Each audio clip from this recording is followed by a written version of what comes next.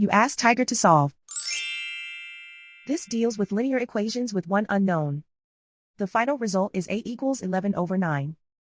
Let's solve it step by step. Group all constants on the right side of the equation.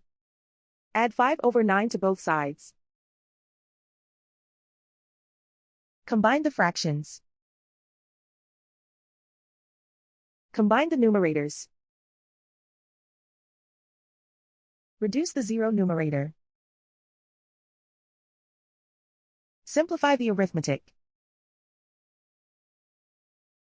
Find the lowest common denominator.